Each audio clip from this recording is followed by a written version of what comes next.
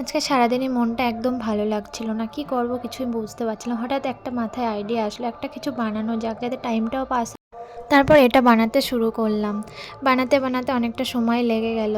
তারপরে জানি না কেমন হবে, প্রায় 2 ঘন্টা টাইম লেগে গেল। তারপরে এটা বানানো হলো ফাইনালি। জানি না কেমন হয়েছে, কেমন হয়েছে তোমরা কমেন্টে বল। তারপরে আমার হঠাৎ মনে পড়লো আমাদের এখানে তো অনুষ্ঠান হচ্ছে, চলো ঘুরেই আসা যাক। তারপর এসে দেখি কত লোক মন দিয়ে গান শুনছে। সত্যি এগুলো দেখতে ভালো লাগে, আমার তো খুব ভালো লাগে। ওখান থেকে চলে গেলাম।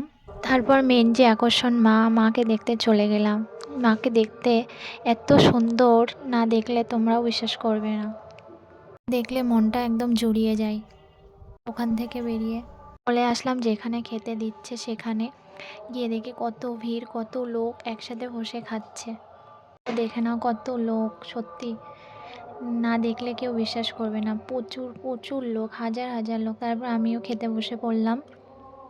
এখানে অনেক কিছুই ছিল, বাট আমি সব কিছু তুলতে পারিনি। ভাত, ডাল, শুক্তো, চাটনি, আরও কিছু। তারপর ওখান থেকে চলে আসলাম মানে যেখানে রান্না হচ্ছিল। দেখছিলাম যে কত রান্না করছে বাবা সকাল থেকে। সেই সকাল 8টার থেকে এখনও রাত 8টা 9টা পর্যন্ত চলবে। এত এত রান্না করছে, এদের কত কষ্ট হচ্ছে। তারপরে আবার দেখলাম যে নিচেও খেতে দিচ্ছে, নিচেও প্রচুর লোক। আসলে আমার ভয়েসটা শুনতে ভালো লাগবে না, আমি অত এডিট করতে পারি না। আর হচ্ছে আমার কাছে মাইক নেই এখন। ওখান থেকে চলে এসে একটু গান শুনলাম। গানটাও ভালোই করছিল, খুব সুন্দর লাগলো। তারপরে চলে আসলাম বাড়িতে। আস্তে আস্তে বাড়িতে চলে আসলাম। তারপর একটা রিলস বানালাম।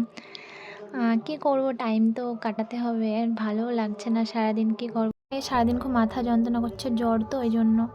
এটা আমার ফার্স্ট ভ্লগ, জানি ভালো হয়নি, কিন্তু আরও চেষ্টা করব ভালো করার।